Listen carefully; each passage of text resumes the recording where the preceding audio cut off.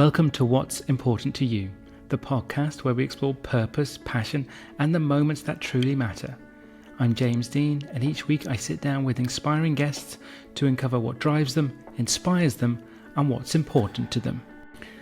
What if your daily cup of coffee came with a hidden cost? One that impacts people, forests, and the planet. In this conversation, we explore the intersection of activism, ethics, and sustainability. It's a story about fighting deforestation, challenging corporate systems, and empowering consumers to create change through awareness and action. Today, we find out what's important to Etelle Higonnet. Hi, Etelle. Thank you so much for joining me today. Hi, James. I'm so excited to be on your show. This is really cool. Thank you so much. No, I'm really looking forward to it. I'm delighted you're here. Really looking forward to chatting to you. As I said before we just came recording, it's a very different sort of conversation, I'm hoping. So I'm really looking forward to it. So we're just going to dive straight in, which is, Etelle, what's important to you? I really want to make the world a better place. That sounds so cheesy. I'm sorry. Your listeners are probably like, No. I'm sorry. But no, I do think that, human rights and environmental protection are so important. And especially right now, climate activism is so important to me because I read what the scientists say, and they're telling us this is the 11th hour. And I have a toddler. I adore him more than life itself. I would die for him. So the idea that we're gonna leave my son a smoking Mad Max wasteland makes me very angry. I want him to grow up in a beautiful planet that has clean air and clean water, and that's not in some sort of World War III water wars with climate by the hundreds of millions streaming around in a destabilized global clusterfuck. I want my son to grow up in a safe, beautiful place. Yeah. Yeah. Easy, but also for real. Yeah. It's real. Yeah. So, because I know, because you've what you're doing at the, so you're particularly looking at the moment, we'll get into that, but has that sort of, I don't know if activism is the right word, or sort of conscientiousness in that regard, has that always something been a part of you, that sort of wanting to either be involved in change or enabling change? Where does that sort of come from? It has always been a part of me. I have also had other weird jobs just to make ends meet. I worked as a research assistant, and I worked in a bookstore as a checkout cashier person, Yeah. and I worked as a waitress and a tutor and did all sorts of random things. But no, I've always wanted to do human rights and environmental work. And yeah, I'm just so lucky that has panned out for me, because the one time that I worked for a corporate law firm for 8 weeks, I decided I would rather chew broken glass than swim with sharks. Maybe not great white sharks, but definitely Yeah. small sharks. I would rather swim with small sharks than do corporate law to defend very rich companies that don't actually need my help. Really mostly focused on trying to make the world a better place. So Yeah.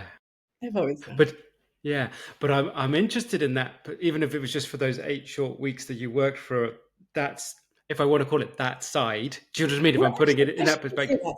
They were Yeah. such nice people. There were so Yes. many lovely people there. And they did have a whole awesome pro bono practice where they were defending people who Sure. were victims of torture and stuff like that. And oh my God, that was amazing. So I don't want to make it seem like these were not great people.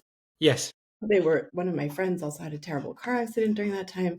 And oh my God, my colleagues were so nice. They let me fly out to where we had gotten my friend medevac to and take care of her. And I could go to the hospital and then come back after the hospital closed. And so it was a great place, good people. And I'm very lucky, but it just wasn't my cup of tea. Or now that I'm a Sure. coffee watch, I guess I should say it Yeah. wasn't my cup of coffee. Yeah. But because I think it's my experience as well is from a different perspective, it's in the financial services and the sort of in that corporate space and in working in those environments. The people that you work with day to day are generally, because people are generally good people and generally nice, and how you work with. Yeah. But it's when you, if you kind of, for me, is when you sort of step up into almost like what the company aim is or stands for. You realize actually, no, it's just to make as much money as possible. And that's it. And that's when there's going to be a clash Yeah. with yourself. Well, So so when you, yeah, good. yeah. It is a clash. It is a clash. I will not Yeah. like sugarcoat it or try to be Yeah. so fake and Pollyanna. But here's the thing, James, you are right. Most people are actually very nice, well-intentioned people. I truly believe that, and I believe that having worked in war zones like Iraq and Sierra Leone and Yeah. Liberia and the border with Haiti and the Dominican Republic and Burma, I still truly, truly think most people are good, fundamentally good people. Yeah. And unfortunately, the way our financial system is set up now is, if you're a publicly traded company and you're in the C-suite, you have got to deliver for your shareholders. And if you try to stray too far into the world of sustainability and ethics and not looking at the bottom line and return on investment and stuff, then you will get the boot and someone else will replace you. So many people in the C-suite feel kind of, I guess you say, like handcuffed or Yeah. almost hamstrung, maybe even is a stronger word, but more accurate about like how far they can go. And so there are a lot of businesses out there that are not publicly traded that are dedicated to doing good. Their whole, especially in coffee, I will say, but Yes. also in Yeah. apparel. Like you're seeing my head and not my shoes, but my feet are covered in little shoes that are made from recycled ocean plastic. And the whole point of this company, Rothy, is it exists not to make shoes. It makes shoes in order to finance getting plastic out of the ocean. And there's Yes. companies like that in coffee, like galore, really nice, lovely, small companies that are trying. And it's in everything, it's in Yeah. all kinds of different food, it's in apparel, blah. But the problem is for really big companies, overwhelmingly, these very nice people that work there are stuck in a bad system that doesn't reward sustainability. And that's where I think it's a clash between watchdog NGOs, but it's also secretly it's awesome because Yeah. if watchdog NGOs make it hard enough for the company with reputational risk and all, Yes. legal risk, et cetera, and insurance risk, their premiums going up and things like that. If watchdog NGOs make it hard enough for companies that the C-suite has a good business case for why they should be more ethical, then it's an awesome relationship, which seems superficially to be clashing. Really, the watchdog NGOs are giving the C-suite the ammunition that they need to be able to say legitimately, like, we must go sustainable or it will be a problem for our bottom line. Yeah. So in the Yes. best case scenario, we Yeah. can be in some sort of collaboration like that. Yeah. Well, I think so. Like, because so much what you're saying, and we'll go into it so much, but it's like there's a gentleman that I had on the show it might have been a couple of years ago now, and he used to work in the same bank that I worked in previously, and I didn't know him from that sort of different departments and etc. And he was a bit older than me, but when he left the bank and he retired, he was like, "What do I do now?" And he wanted to do something for himself, and he tried a few different things. And at the moment he's set up a company. It's called Irish Trees, irishtrees.ie. So what he's done, as opposed to it just being completely charity based, he's doing it as a business. But Yeah, what he's doing is basically trying to rewild Ireland or parts of Ireland. And he's so yeah, but the way he's doing it, he's going into companies and going, okay, you can just give me some money and I'll go plant some trees type thing. Or we'll do it as an away day. We'll bring groups of your teams or down to this site that he's got access to, and we'll do a whole rewilding day. We'll plant trees, and it's an like education team piece. building. Yeah, But he's made it into a kind of a business model so he can sustain it. So he that's can. This is the thing. So yeah. So it's kind of what you're saying a little bit in that we have to from listening to him and even just a little bit from yourself there. It's like there's an element of getting business involved versus trying to have that clash. If it's the whole thing of convincing, if you still want to be able to make money, there's ways of doing that with being absolutely. sustainable, as Oh, opposed to just being completely thinking it's a blocker. if some people ask me, Etelle, what should I do now that I've learned that there's deforestation and slavery and child Yeah, labor and poverty in my coffee?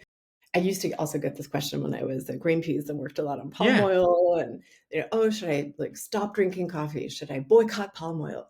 And my answer is like, no, no, no, no. The point is not to destroy businesses. The point is to make the businesses their best selves so that Yes. they're delivering for people and planet and for the bottom line and their employees. And why do I say that? I say that because there are 12.5 million coffee farms with 25 million farmers, give or take, and about 100 million farm workers, give or take, in coffee. Yes. All those people have like dependents for the most part, right? Yes. Yeah. If we boycott all coffee tomorrow, it would be like the worst thing ever. These very vulnerable smallholders would literally starve. They would. So boycotting is not the answer. Destroying the coffee industry is not the answer. Yeah. Boycotting palm oil or whatever. No, no, no, no, no. Don't do that. Don't do that. The answer is let's make the world better with every Yeah. cup. Let's have Yes. deforestation-free coffee instead of forced trashing coffee. Let's Yes. have regenerative shade-grown agroforestry coffee. That's like, oh my God, it's 7 times the carbon. If you do it right, it can like have 17, 18, 19 times the biodiversity. Let's have that shade-grown coffee instead of monoculture coffee. Yes. Have chemical-free, like organic, instead of poison coffee. Let's have dignity coffee instead of poverty coffee. I think we have this amazing choice. James, can you hold on? I think Yep. that might be my baby. I'm sorry. Go ahead. Go ahead. Sorry, my baby is homesick with something he picked up in daycare. Oh, bless. No worries. Yeah. So what I want to know, because you said you've worked in all these different places within sort of either human rights or activism and things like that. So we'll go through some of them. But what I want to know, why coffee now? What brought you to coffee? Coffee is this orphan subject that so few people are working on, almost nobody. Mm. Basically, here's how I decided, right? Only like 2% of global philanthropic spending goes to climate. 3% if you're being very generous and calculating very generously. That's obviously crazy, right? Because we're in a climate Mm. emergency. Yeah. And agriculture drives a third of climate change. Mm. Yeah. It's also driving 80% of biodiversity loss. And we are in a mass extinction. Mm. But of the tiny amount of money that goes to climate stuff, like 2, 3% of global philanthropy, only 8% goes to agriculture. So we have a Mm. huge mismatch between how much money goes to fix agriculture and how bad agriculture is for climate chaos and biodiversity. It's a third of climate change, 80% of biodiversity, but it's getting 8% of 2% of global philanthropic Yeah. spending. Yeah. And so I thought for a long time, okay, I should really concentrate on agriculture. And so that's what I did. And I mostly focused on the top drivers of deforestation because that's really where the name of the game is, right? Yeah. And there are basically 7 deadly sins for forests, 7 commodities that are responsible for almost all forest destruction. Mm. I don't need to say this for your listeners, but forests are like the life support system that we depend on for a Yeah. habitable planet. And of those 7 commodities, coffee was getting no attention. Okay. There's like palm oil, pulp and paper, soy, and cattle. A lot of people work on that. I used to work a lot on that. I love it that people work on that. But then there was these cocoa, coffee, rubber, which are Yes. the last of the big 7. So they're not like those 4 top titans that get a lot of Yep. attention. Cocoa, coffee, rubber were just like the orphans of Yep. what is already an orphan. So Yeah. if climate's like the orphan of philanthropy because it gets only 2 or 3%, and agriculture is the orphan of the orphan because it's only getting 8% Yeah. of 2%, then coffee gets like 0% of that. So I Yes. thought, all right, well, now that I've worked so much of my life on palm oil and cattle and soy and cocoa and rubber, and I got knighted for that, and let me just like use my knighthood for something good and try to work on the orphan of the orphans. Yeah. Absolutely. But it's because it's interesting as well that the percentage or there's such a small percentage in going to working on making it more sustainable and a better industry. Considering, I think I was listening to a podcast just yesterday, completely different one. It was a more of a nutrition sort of perspective, but the lady was on it. I can't remember her name now. She said like coffee basically is the world's most popular drug in some ways. Do you know what I mean? Like, if you put it in that bracket, a psychedelic, or drug, whatever where she used it, because it's the most. It's the world's most popular drug. Drink. People Yeah. love it. It's very good. Exactly. I drink coffee. I'm an addict. Yes. So if you think of the disparity that you were talking about there, in the sense of the money going into it to try and make it more environmentally friendly, sustainable, all those things, it's drunk around the world. 2 billion cups a day. Yeah, exactly. So, and it is Americans are more likely to drink coffee than Yeah. exercise or pray. There are like more Yeah. Starbucks in America than there Yes. are public libraries. Yes, exactly. Oh no, it's if you go by the numbers, it's just insane. And it's like, and I was never a coffee drinker at all. I didn't drink tea or coffee. Well, I don't know if I can talk to you anymore then, James. I know, but this is the gas thing. So I didn't drink anything until I started drinking tea when I was in my 30s. And then it was only the last sort of 4 or 5 years, my wife, who's mad into coffee, kind of started. Oh, okay. I started trying it, and I literally, yeah, but I literally went from not drinking it at all to only drinking like good coffee. I didn't go through any. I went straight from the bottom to the top. I didn't go through any other sort of so now I'm a complete coffee snob. If I won't, your way into my heart. You've warmed your way back. There you go. Coffee addict, and you're now into it. But it's beyond now. But it's most people really love coffee. Yeah. I made coffee, and tons of people drink it. And this brings us back to people being fundamentally good. Most people are kind, nice, thoughtful people. They want to think about the rest of the world and have a good impact. If they knew that they were drinking deforestation and slavery and child labor and extreme poverty, they would freak out and maybe throw up. Yeah. The problem is not that people are bad. No, the problem is that coffee consumers do not know. Yes. And we have to wake them up, because I fully believe that the minute masses of coffee consumers wake up and smell the deforestation and the human rights abuses, they will put an end to it. They will demand better from the companies that they are loyal customers of, and they will rise up, and we will change this. I fully believe that. Yeah. So what is it then? We'll go into sort of what the consumer or the individual can maybe do in a bit, but what is it then that you actually try to do? Is it Coffee Watch? That's the organization? Coffee Watch, right? That's right. Coffee Watch. Right. So what is your sort of goals or aims what are you trying to do with Coffee Watch? What are your sort of things that you try and do?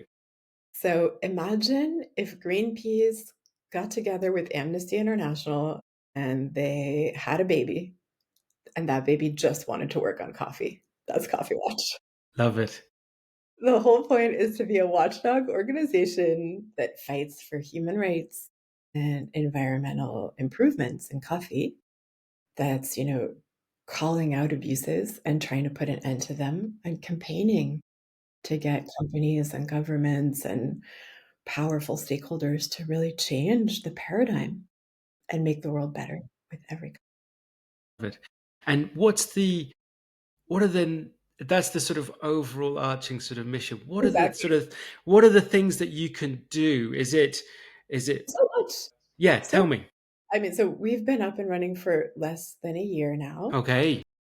I got knighted, and then I thought I should do this, but then I also had a baby and took 2 years off to be with him. He was the best thing in my whole life. And then, so then I started Coffee Watch. And in less than a year, we've done already 7 reports. We've done a number of undercover investigations. We've done a lot of satellite mapping of deforestation. So we just yesterday published the first ever mapping of deforestation for coffee in Brazil, which is like the top coffee producing country. It was in the New York Times and Reuters and Radio France Internationale and lots of other media. And we've been a lot in the media since we started, and we went from 0 to 1 million views on social media. And the reason that's sort of important is because my hope is, by raising awareness through media and social media, to raise the consciousness of coffee drinkers, to get them to demand something better, right? Yes. But then in addition to all that research and publication and working with social media and media, we also have started I guess you could say, litigation. We've filed a quasi-judicial complaint with US Customs, CBP, because in America there's a law that says if something was made with slave labor or forced labor, you can't import it. But Customs doesn't actually check itself. So what you have to do is you have to check, prove it, organize all the evidence, and then submit that to CBP. Yeah. So we did that. We looked at forced labor in Brazil and modern slavery, and we organized tons of evidence and made this beautiful submission to US Customs. And I think we're going to win, and I think it's going to block slavery tainted coffee from entering the US. And the really sad thing is there's not a lot of places that have anything like that kind of law. Most places don't care if the coffee is made with slavery or deforestation. As a lawyer, there's literally nothing I can do. Isn't Wow. that insane? It's mad, crazy. isn't it? Yeah.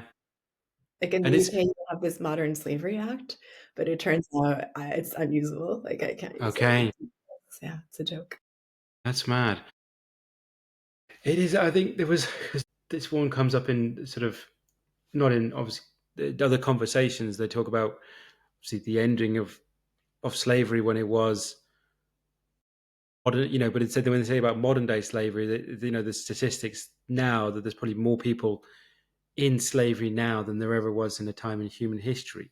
Do you know what I mean? Like if you were to sort of take, people, their best guesses, the sort of people who who work in this field. So it's a mad thing that it's obviously illegal, but the legislation doesn't enable you to actually, even do something as simple as, well, I don't say simple, but something as trade. You know what I mean? It's not, you're not even going after the people who are enforcing the slavery. It's trying to just stop the business means, if you know what I mean. So it's the fact that the laws aren't there to even enable you to cut off the supply, if that, you know what I mean? Like, it's If you a, drink coffee on the yeah, regular, you're yeah. very likely drinking slavery. Yeah. Hi, James here. If you've been watching and thinking, I would like to make a change, but not sure where to start, that's where I can help. My 12-week coaching program will enable you to reconnect with what matters most and move forward with clarity and confidence. If that sounds like you, head over to jamesdeancoach.com. Now let's get back to the episode. Most people have no idea, but between 1996 and 2024, 1,800 plus workers were rescued from basically modern slavery on coffee farms in Brazil. And that is with only 0.1%, we think, of the coffee farms getting investigated. Yeah. If the Brazilian authorities even investigated 1% of the coffee farms, Yes. you tell me, how many slaves would they be finding? Yeah. 38,000? What Yeah. if they investigated 10% of the coffee farms? Yeah. Would we find 300,000?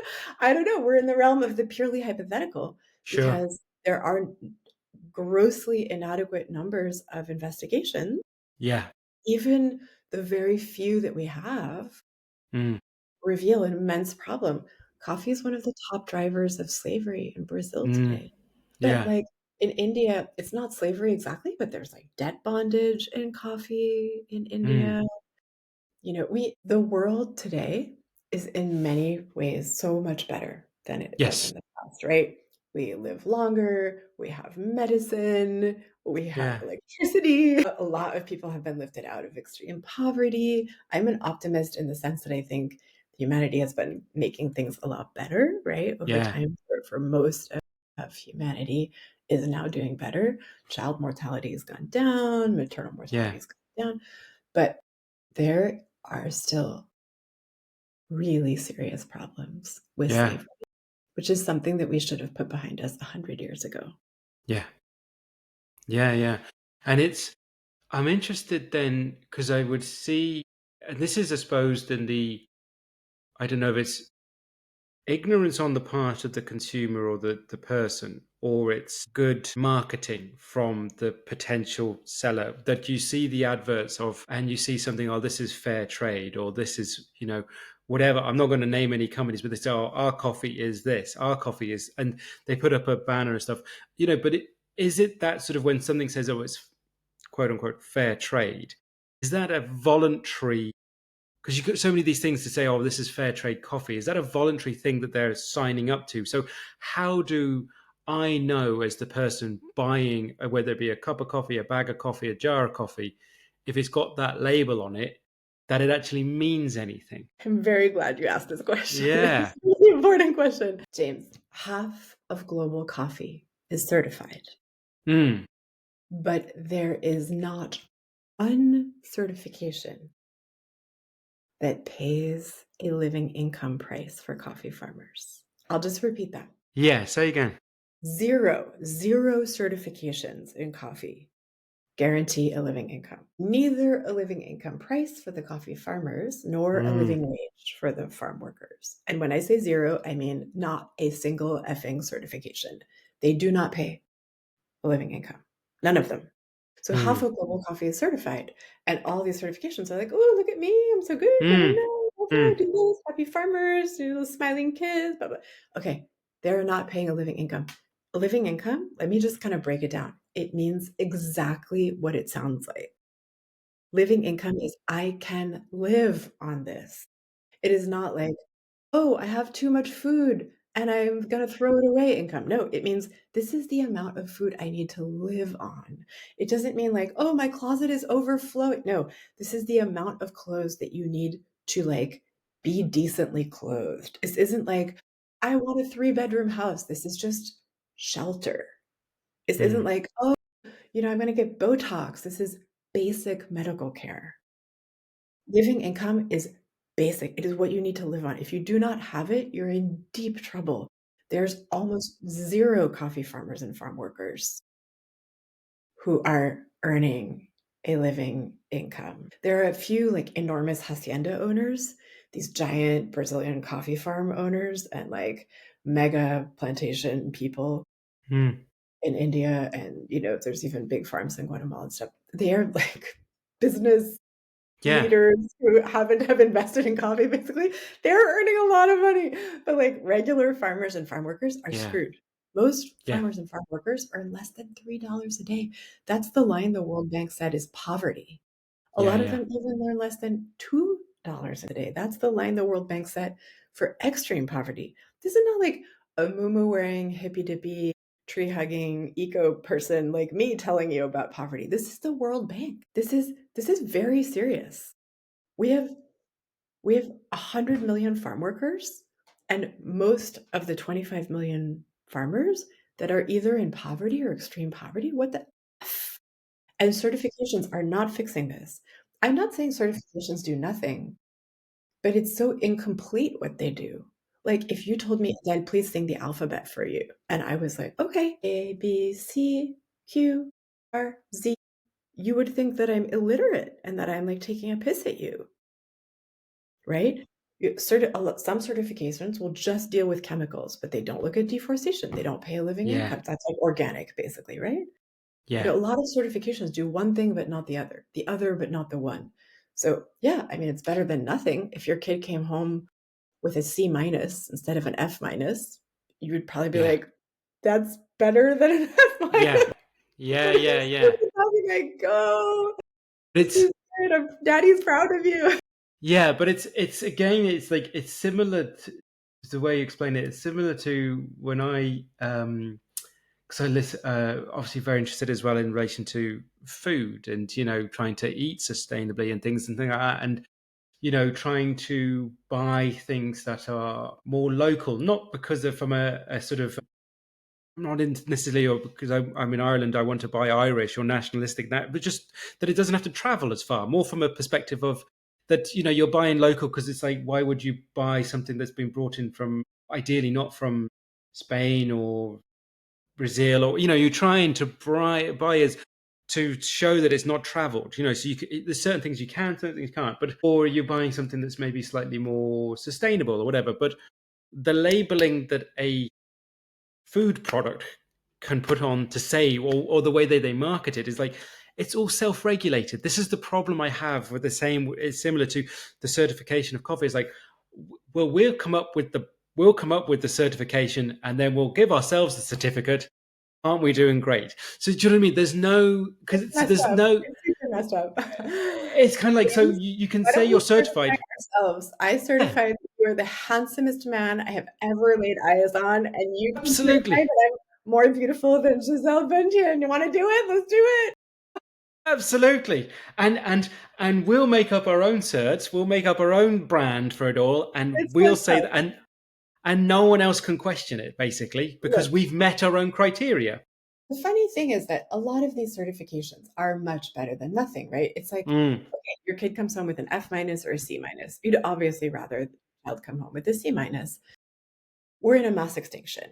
yeah. A lot of that mass extinction has to do with pesticides, right? Because they're literally designed to kill things, and that's what they do, and they do it very well. They don't Yeah. just kill us, they kill all the beneficial insects, and then, of course, there's like a collapse that ripples up through the trophic chain with birds and all the things that live off the insects dying, etc.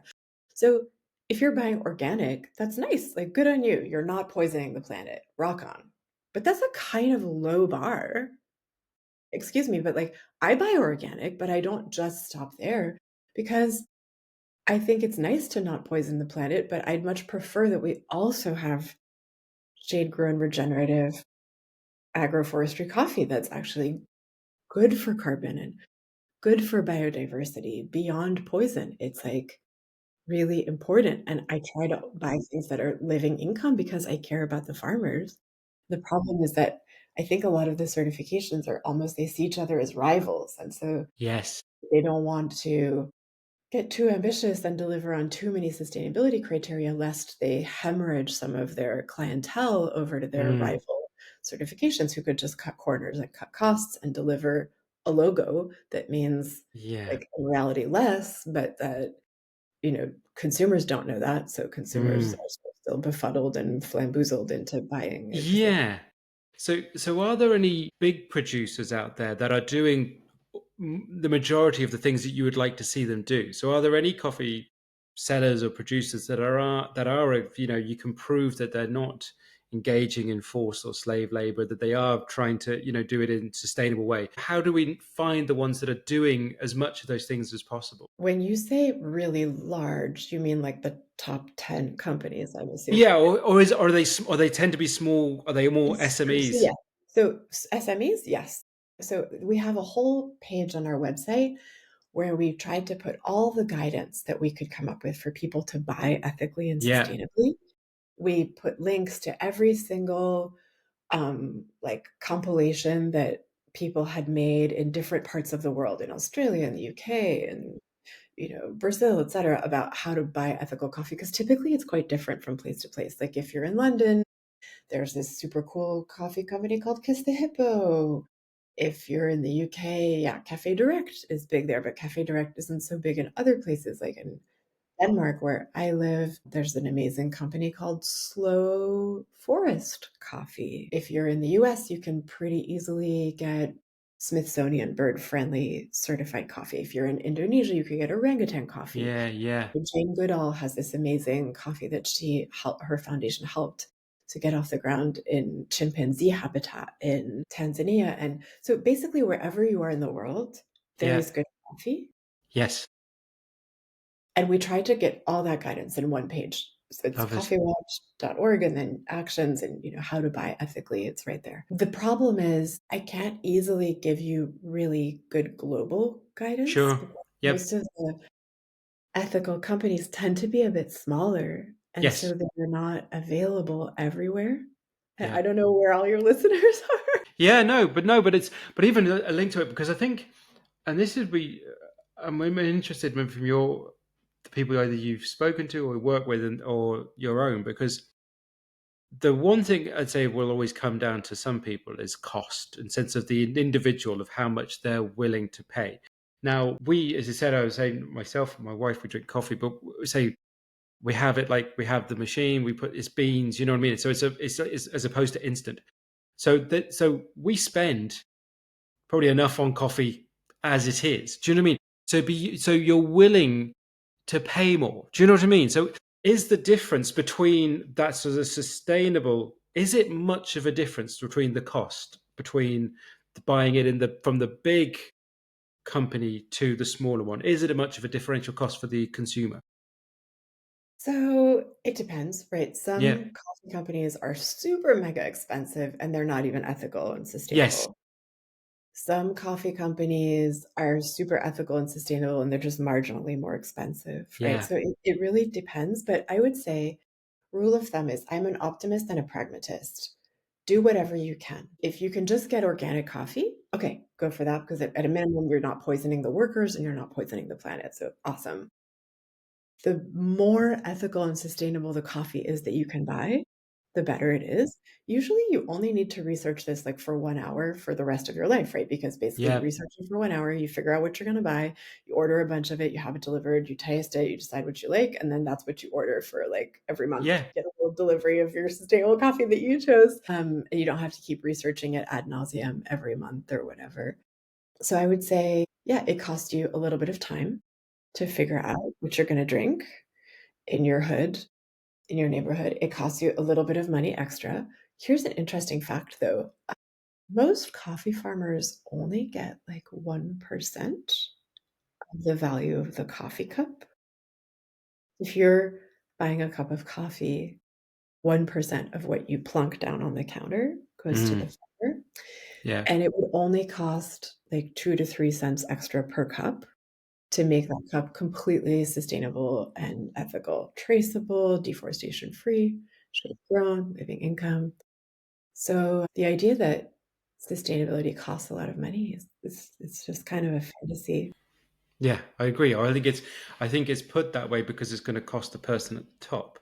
Yes, You that's know, right. So it's all the going people to at the it's top going are to like, "No, we can't possibly do that." no, but exactly because it's going to eat it. It's basically going to eat into their profit. That's what they're Yeah. saying. You know what I mean? And it's like it is that okay when you read a bit more, you look a bit more, and you can't.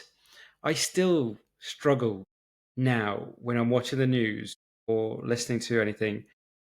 The numbers that people talk about, and I say I worked in financial services for nearly 20 years, more in insurance than in but they talk about billions and millions and hundreds of millions, I can't even hold those numbers in my head. Do you Yeah. know what I mean? They're so enormous.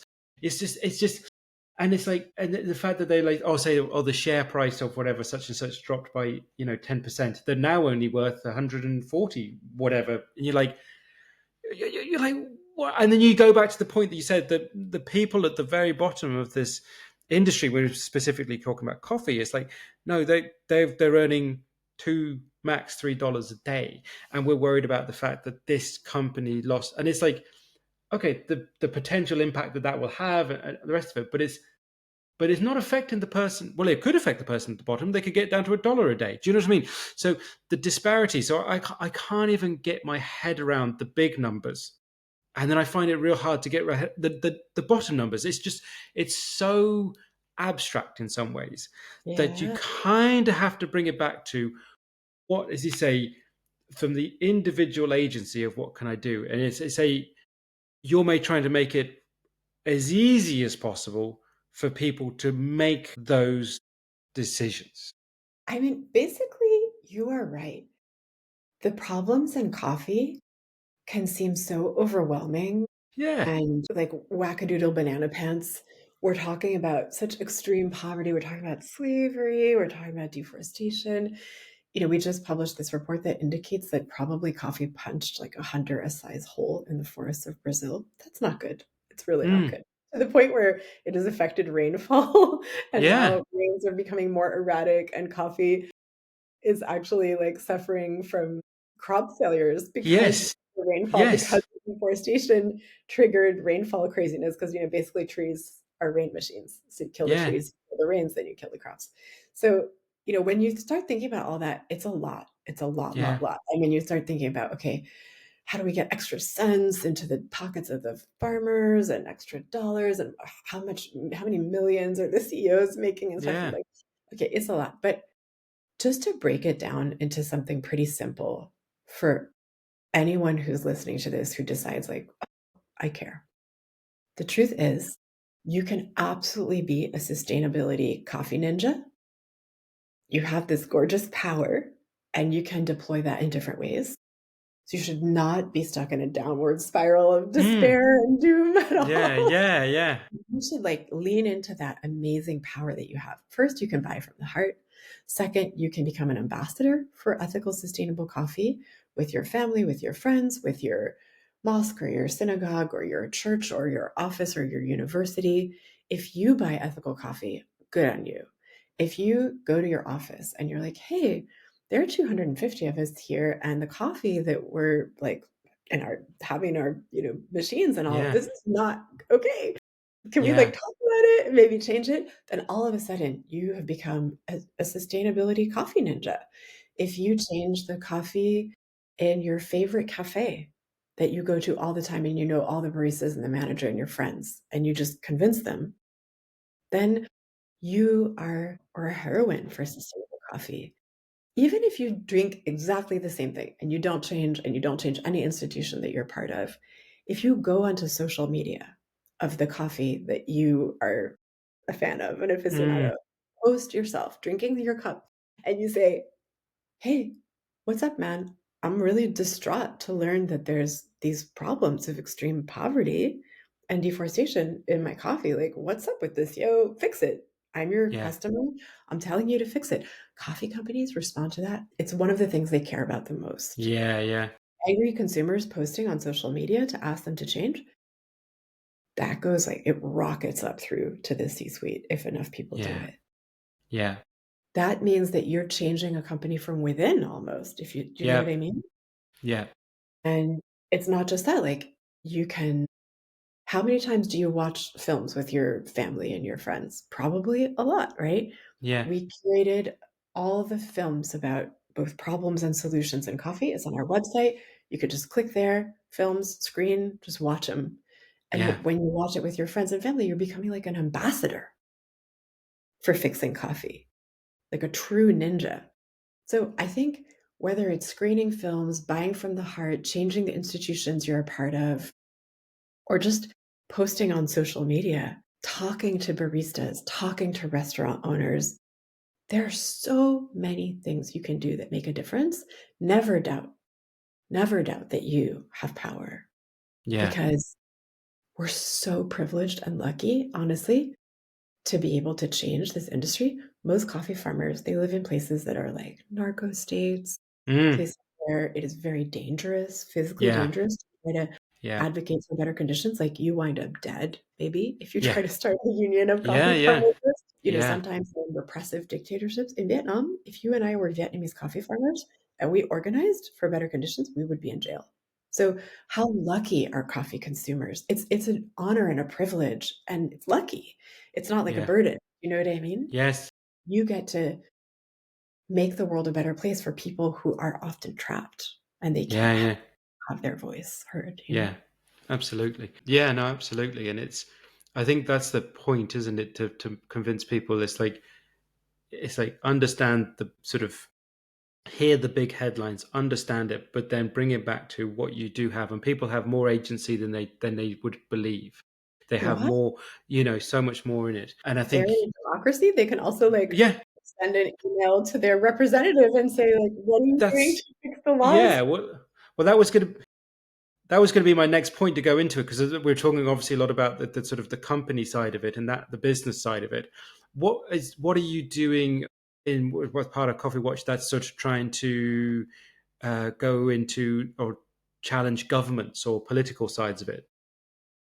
We've come out swinging really hard to pressure the European Union to move Mm, ahead with this law called the EU Deforestation Regulation, which would effectively end deforestation and slavery and child labor in the coffee that enters Europe. And so if your listeners, and people who watch this on YouTube are in Europe, oh my God, you're so lucky to not be in like North Korea or Russia or something. mm, I worked in a lot of war zones and places where people don't have a vote and they're not like respected constituents. You can call, you can text, you can email, you can go physically to the office of your elected representative and tell them like, WTF man, get this law, the EUDR, get it across the finish line.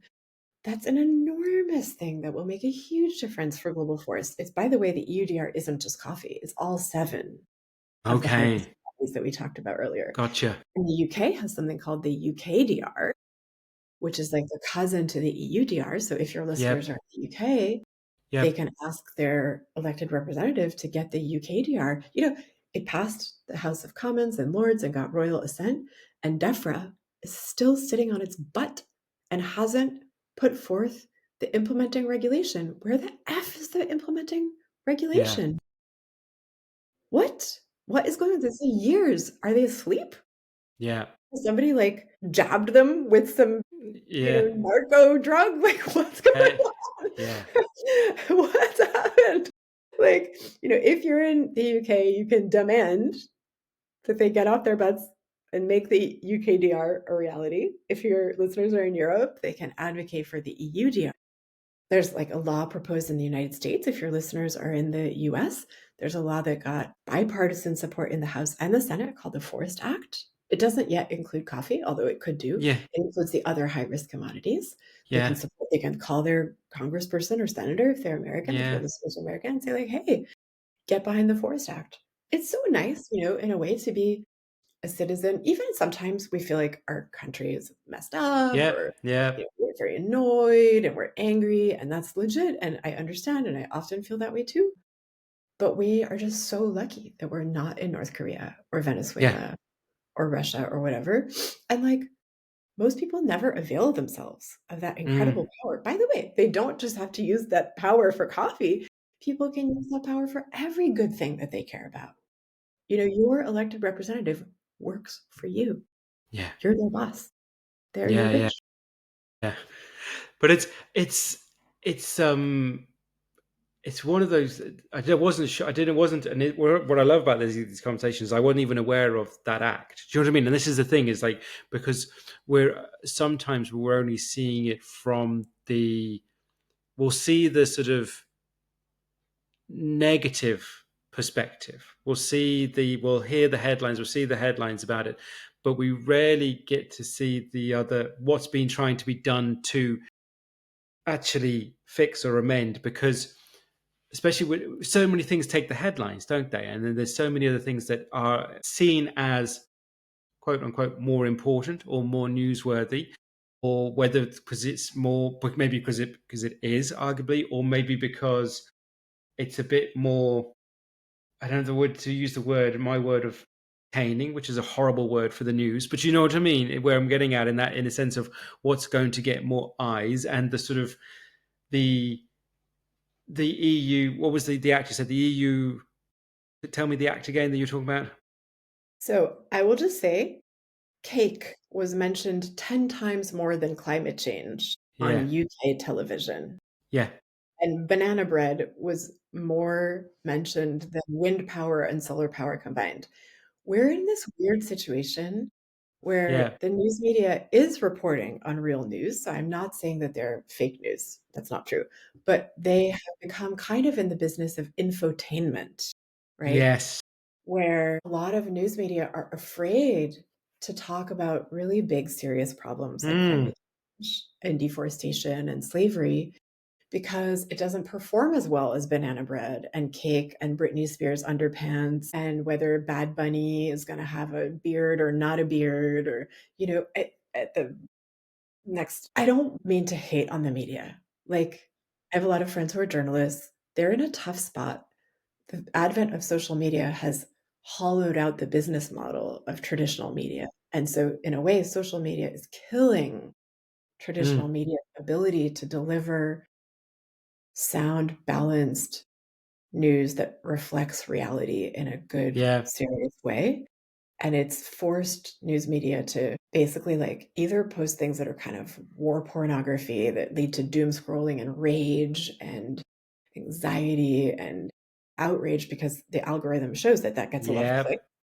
Yeah. So there's a lot of stuff that's designed to basically like spark culture war rage that's in the news. And then there's all this stuff that's like, who's dating Bad Bunny?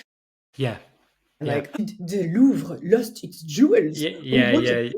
Arsène Lupin? What about the crown jewels? The English will they be next?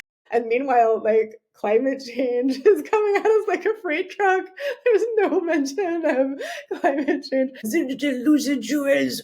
Who wore them? Oh, which empress had the jewels? I'm like, really? I don't give a shit about these jewels. Let's Exactly. talk about climate change and what we can do to fix it before it's too late. But I don't think it's productive to be angry at the media because they're sort of hostage to social media. The key thing is to The remember host, we yeah, have to ourselves, knowing yes, how broken the media system is, 2 things. You gotta educate yourself about the real problems, and you need to take action in a positive way, because the media will not necessarily do number 1 and will not teach you what you can do to do number 2. So it's up to yeah, you to take that responsibility. yes, yeah, absolutely. Because it's the everyone has become the sort of. I do find it ironic so many times where it's a slight tangent, but within whether whatever news or agency or even people on podcasts or social media, they be giving out or complaining about social media companies while they're on their social media platform and saying, "Oh, get off your phone while I'm on my phone." It's kind of like you can't hug the cactus and then complain that you're getting spiked. Do you know what I mean? It's kind of like, well, you kind of have to just. It's part of it now. I think there's still this thing about, oh, we're talking about social media as if it's this brand new thing. It's like 20 odd years now, guys. It's like it is part of.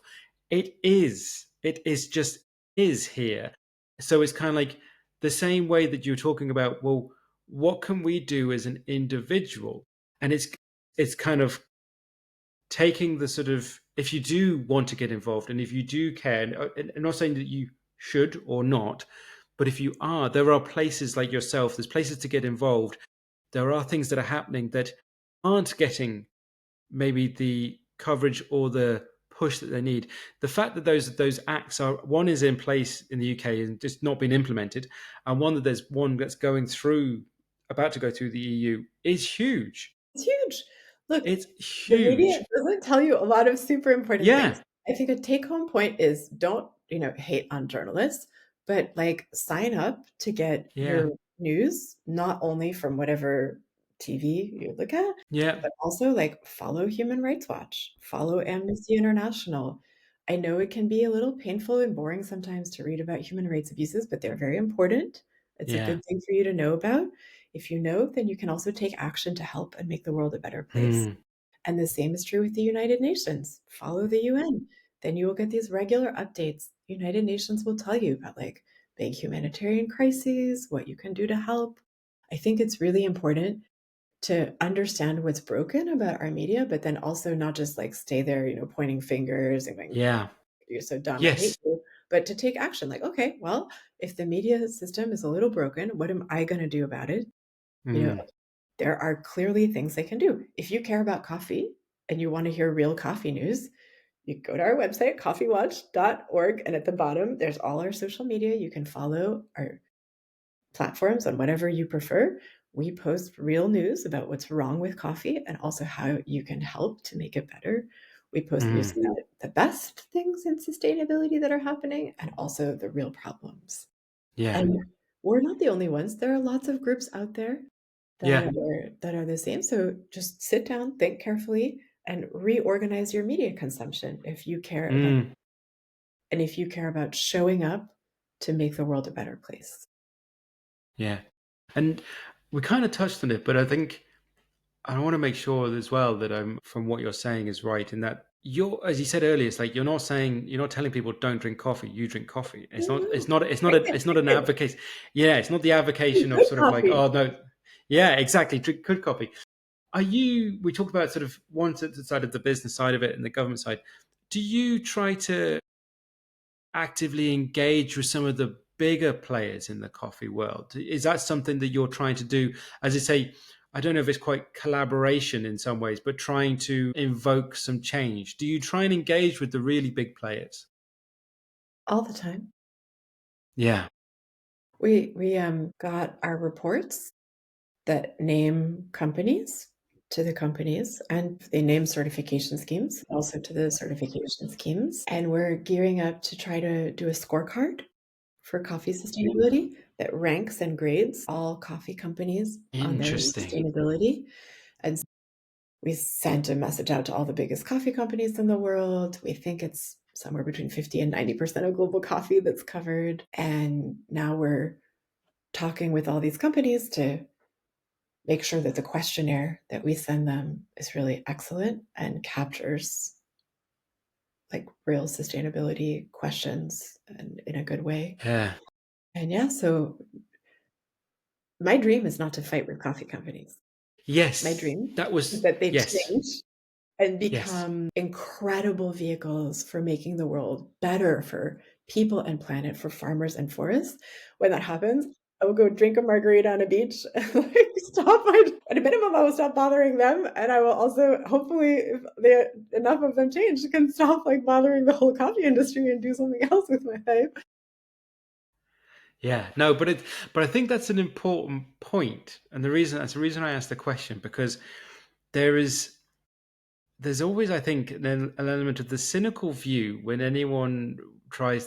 someone has someone on who says they bracket them as an activist or even a humanitarian or something, that you're there just with like the placard, and you're there, you hate business, you hate progression, I love coffee. yeah, yeah, exactly. So it's trying to take away that it's like, no, it's so surface level. It's such an easy sort of thing to sort of, that you're this anti something, and it's like, no, come down. It's like, I'm anti slavery, I'm anti, abuse, I'm anti climate, and it's all the things that you would think arguably most of us are against. It's not, I'm not anti the top, I'm anti the treatment Yeah, of these things. It's I the think it's about impact. love. I think it's about love. I love Yeah, yeah, coffee, I love people, and I love the yeah, planet. And so yeah, I want to make coffee be good for people and planet yeah, and good for farmers and forests. yeah, no, And the absolutely. day that sort of happens, Yes, God, oh, let's yeah, like go celebrate, James. yeah, I'll come find you. We'll pop a yeah, bottle of champagne, yeah, do another podcast, and absolutely. about what's next, right? Yeah. There was one thing actually, because I wanted to say then, I think I was trying to remember it there, in the sense of this, continue on with the sustainability, because one of the things that, obviously, from coffee, especially if you have fresh coffee, is obviously the what's left. You know what I mean? After you've done from the barista, you get then what that Please could be used for as well. compost that stuff. Yeah. It's There amazing. was, Coffee grounds are so good for your yeah, garden. They're so good yes, for compost. And yes, like if you can get your neighborhood cafe and restaurant to compost that if they're not already yeah. doing it, please, that's like a no-brainer. There's a thing in here in Ireland, and I think I remember it right. There's a every year. It's usually sort of around February time, where they do. It used to be sponsored. I think it was by BT, which was British Telecom. I think it's changed, but it's called the Young Scientist. So it's usually school age, sort of, I think from say 15 to 17, all the schools in Ireland, and the students, either individuals or groups, they put themselves forward with a whatever project, science project. And I remember there was a group of girls. I wouldn't be able to remember their names, but I'm pretty sure they took coffee grounds and they put them into some sort of soap. I think it was. They created a soap using the old coffee grounds. So it was like a sustainable soap product that it was like It's really good for for exfoliation soap. exactly, It's body exactly. soaps, Yeah, absolutely. You yeah. can use So it for exfoliation without having these microplastics that go yes, and destroy the exactly. ocean. And Yeah, I have a bar of that here at home. yeah. You can use coffee grounds to grow mushrooms. There's a company Yes, that does that. yes, And then when the mushrooms can be harvested, then yes. what's left over can be Yeah. composted. So there's lots of, I think there's lots of, again, it's more, is that there's either startup or SME. So there's plenty of people who are being innovative with every part of the process. So I think when we said earlier about, this is when we're looking about buying, consuming, I think there's an element of now where, if you think, oh, what's the final stage of what do I do with the used coffee grounds? There are other things out there that you could find Yeah, and and connect with. So I think, again, it's the individual. totally. It made me feel like, oh, I've got to do that now, but you don't have to, but you could. Do you know what I mean? There's other ways that you could keep that chain going That's and right. get involved as well. if you think there's not in, this is the wild thing I'm just thinking now, if it's not in your area, well, what could you do in that space as well? Yeah, packaging. There's so Yeah. many amazing innovations. Yeah. Instead of having plastic-lined cups for our coffee that are made out of virgin forests where we Yeah. chop down the trees and then put plastic in the Yeah. cups and then drink Yeah. it for like 2 minutes and then throw it out and it winds up in Yeah. the ocean and in the tummies of turtles and Yeah. Yeah. dolphins and whales and whatnot. We can have amazing compostable, Yeah. recyclable cups. And Yeah. you don't have to have terrible pods. You can have compostable and recyclable pods. And yeah, we can Yes. change our packaging. There are these people who have made super awesome collapsible, reusable mugs that are like an accordion. And so you can just have Cool. it in your purse. It's like Very this, cool. way, and then you put it up, and then you fill it with coffee, and then when you're done, you collapse it again. And it's just so cool. There's so many Yes. innovations out there. I really am a huge believer in human ingenuity. Yes. And I think that we can lean in, whether you're a 12-year-old scientist or a Yes. 62-year-old scientist, Yes. we can lean in to improve so many pain points all Yes. along the chain of the coffee industry and other industries too, whether Yes. it's apparel or anything else, Yeah. food. But We have this immense power yes. innovate to make the world a better place. And as consumers, we can choose those best products. Yeah.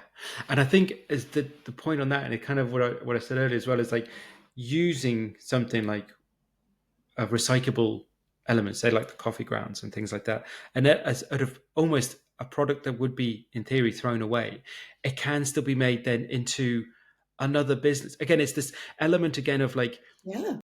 of innovation and business. So this the sustainability is one side of it, but it's also, it's Money. not, as you say, it's not exactly, it's not Money. anti-business. It's not, it's but No, pro-business. it's There are these guys that made logs that you can burn in your fireplace out of coffee grounds and other like wow. leftover stuff. It's Yeah. so cool. Like you don't have to So chop down a tree to burn it. So you have yeah. a nice crackly No, fire for Christmas or no, whatever. You can, no. yeah. Love it. Tell, it's been a proper education to chat to you, and I've really enjoyed it. It really has, and it's, and I will be looking further into what you do and your website and following up on that on myself of what's in my area. Absolutely. I have a few questions to finish off before I let you go. So the first one I ask everyone is, I'm a mad one for quotes and phrases. I think it'd be quite powerful. So are there any quotes or phrases that are important to you? There's one that I love. Hope is not a lottery ticket that you clutch while you sit on your couch. Hope is a battering ram that you use to break down doors and barriers. Yeah. And very much what I love about that question, when the reason I ask it here now at the end is it completely encapsulates what we just been talking about. Do you know what I mean? It really is the sort of brings it to what you do, and we need that hope. Do you know Yeah. what I mean? You know, as you Without say, hope, you don't have action. yeah, No hope, no action. That's why cynicism and despair are very dangerous. yeah, Never absolutely, succumb to cynicism and despair. They're toxic and they rob you of your power to make the world a better place. 100%. Love it. Next question: who have been the biggest influences in your life? Greta Thunberg and Jane Goodall are like my total heroines. I love them so much. I'm sort of ashamed because it's very cheesy. Greta and Jane are like my idols. Oh my God. I Yeah, worship yeah. them. But isn't that amazing in a sense of from two completely different generations as well? Yeah, they're super young Yeah, and super old. yeah, Well, Jane Goodall, bless her soul, has yeah. passed on Passed away, and undoubtedly to a but better place because she yeah, was like a angel bodhisattva that just, yeah, we're so lucky. Humankind is so lucky that she walked with us. yeah. But yeah, and I think that's even the fact that we have, you need this across the generations as well. And I think, because I think Greta is a really, I think is such an interesting person, because I find it interesting that a person like herself and almost can be so divisive. I do find it interesting how people can almost feel this almost sort of love-hate thing. I just don't get the sort of hate side of it You know at what's so all. interesting? She basically just says exactly the same thing that Yeah. scientists say, Yes, yes, and only nobody listens to the scientists. yes, And then yes. she says all this stuff that's, like, almost verbatim what's in the Yeah, IPCC, etcetera, yeah. and then people hate her for it. I'm like, "Really? You hate But science, but do you yeah, like taking airplanes and but getting medicine if you have cancer? Because mm, actually, without science, you wouldn't have a car, a plane, a doctor, you wouldn't have yeah, anything that you need it's and use in your life all the time. So what do you mean that you yeah, don't like science and that you yeah, hate Greta? Do you hear yourself? That's so yeah. absurd. But I think Why it's don't you go live in a hole in a, like, commune that's mimicking the 14th century conditions of life and see how you like it? yeah. But it's even, I think sometimes it's like there's this weird contradiction because of I think it was this thing of her age when she started her sort of um, protesting and activism to do with education and climate control, climate schools and things like that, from the young persons, and everyone's like she should be in school, or these sort of headline sort of things. And then you'll have on the other side of it, you'll see an older person in politics. Oh well, not enough young people are getting involved in politics. So you have this contradiction sort of perspective of like, oh, not enough young people are getting involved in politics. As soon as a young person gets involved in politics, they go, oh, they're too young. What are they doing getting involved in politics? So it's basically it's the wrong sort of person. Basically, we want someone who agrees with us regardless of their age. Do you know what I mean? So it's an excuse because it's the fact that the opinion is different. It doesn't matter what. And it was like, well, if the easiest thing is to attack the age, attack the thing that's different. And in this case, it was that she was a young person. If her politics is aligned, they would have gone, great, it's great that she's getting involved in politics. Honestly, it really doesn't matter how old people are. If No, they are saying something that is accurate and smart, you should listen yeah, to it whether listen, they're 12 absolutely. or 72. Absolutely. And it's the fact that it's when someone challenges your perspective, and it's like, but we need to challenge perspectives. We need to talk, and I Totally. think again but it's the thing again, it's the point the reason I asked that question earlier about the communication between yourself and say like the coffee companies. It's like, because I'm sure I'm wrong about a lot of things. absolutely, It's one of but the we things can, I've asked all my friends and family and colleagues and allies to do is every time I write something, I send it to lots of people to edit, as many experts yeah, as I can who are willing to help, because who cares if they rip apart what you wrote and tell you to fix this and improve that? yeah, And that's great. It just, yeah, you know, it makes your work stronger. Like, why would you be upset that somebody critiqued your work? You should be yeah, grateful to them that they yeah, helped you make it better. versus just name calling. Because Yeah. that's it for, but that's falling into the cynicism piece that you spoke about. We can each just shout at each other, versus again, it's the point that you've Well, made that's what throughout the social chat. media wants us to do, right? They want us to 100%. Versus, as you say, versus moving to, okay, but what can we do? What are we the should be actionable having real things? discussions. We should be Yeah, having real debates and dialogues and not being in some kind of shouty match. yeah, 100%. um Love it. Final question. As I said, it's been wonderful to chat to you. It really has. So I do thank you for coming on. My final question for yourself, and I kind of probably know the answer, but I'm going to ask it anyway. What's important for your future? My son. I Mm, want my son to be happy and well and to grow up in a habitable planet that's thriving where he can thrive. I love him more than anything, more than yeah, life itself. Yeah. yeah, 100%. I say it's been fabulous to chat to you. Thank you so much for coming on. Thank you I so want to much make for sure, having me on your show. I'm so thank grateful. you. You're more than welcome. I want to obviously make sure that we get the word out to as many people as possible. We'll have all the links to your social media or your links in the show notes.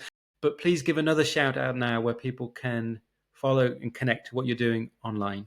It's coffeewatch.org. coffeewatch.org. And then at the bottom of our page, there's all our social media. And you can just click on whatever you prefer to follow. If that floats your boat, please do. Absolutely. Well, I'll make sure that the link is in the show notes. Make sure you check that out, get involved in whatever way you can, and support Etelle and what she's trying to do. And I think no matter how small the part you play, there's potential impact there, isn't it? It's like, when you put a little stone in a lake and then there's this ripple effect. A tiny pebble will make a ripple that goes all over the lake. Thank you so much for chatting to me today. Thank you. Take care, James. Thanks for listening to What's Important to You. If you enjoyed this episode, follow or subscribe wherever you get your podcasts. And if it resonated, share it with someone who might need it too. I'd love to hear your thoughts. Leave a comment or ask a question, and let's keep the conversation going. I'm James Dean, and I'll be back soon with another real conversation to help you reconnect with what truly matters. Until then, take care and stay curious.